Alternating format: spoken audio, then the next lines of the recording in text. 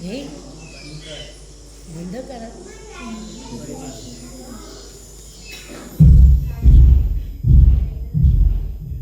हे बोधिवृक्ष,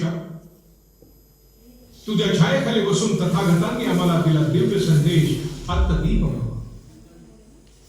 तू स्वयंप्रकाश, स्वतः ज्ञानाचा सूर्य आहेस. तुझ्याकडून मिळालेल्या ज्ञानरूपी प्रकाशाची किरण उंच भरून घेऊन मी निघालोय माझ्या बांधवांकडे. माझ्या प्रिय बांधवांनो, शिका, संघर्ष करा आणि संघटित व्हा. सामाजिक समतेचा रथ मी आणि माझ्या अज्ञात सहकार्यांनी इथपर्यंत ओढत आणलाय. तो आपल्या सर्वांना मिळून पुढे न्यायचा आहे. तो पुढे न्यायचा नसेल तर नेऊ नका, आहे तिथेच ठेवा, पण तो मागे तरी ओढू नका. आणि त्यासाठी शिका, संघटित व्हा. फक्त न्यायासाठी संघर्ष करा. माणूस म्हणून जन्माला आला, माणूस म्हणून जगा आणि माणसाचं माणूस पण जगा. तुम्ही सगळ्यांनी खूप शिकावं असं मला नेहमी वाटतं. आपल्या समाजातल्या सगळ्यांना दर्जेदार शिक्षण मिळालंच पाहिजे. तुम्ही मुलांनी खूप शिकून आपल्या भारतीय समाजाचं नेतृत्व केलं पाहिजे.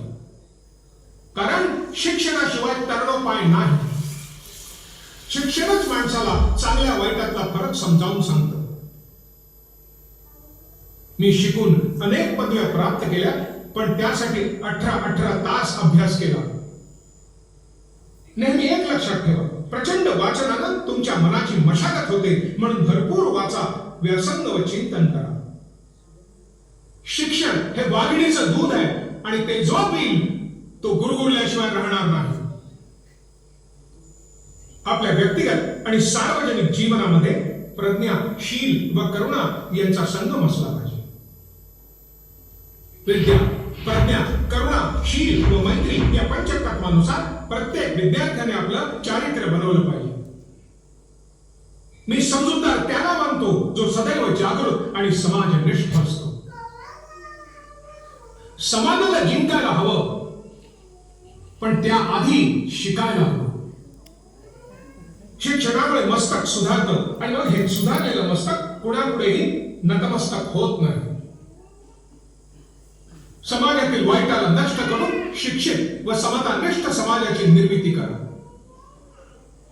पारतंत्र्यात गुलामगिरीत अडकून आपल्या कित्येक पिढ्यांचं नुकसान झालंय, पण तुम्ही स्वातंत्र्याच्या उच्च जीवन मूल्यांचं पालन करून प्रगत भारताचं स्वप्न साकार करा.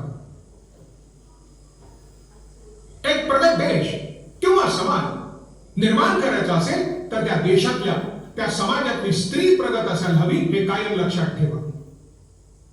कोणत्याही देशाची, समाजाची प्रगती मोजायची असेल तर त्या देशातली स्त्रियांची प्रगती मोजायला हवी.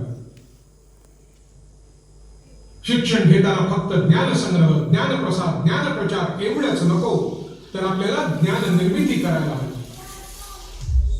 त्यामुळे पुन्हा मी आपल्याला हेच सांगेन, शिका, संघर्ष करा आणि संघटित व्हा.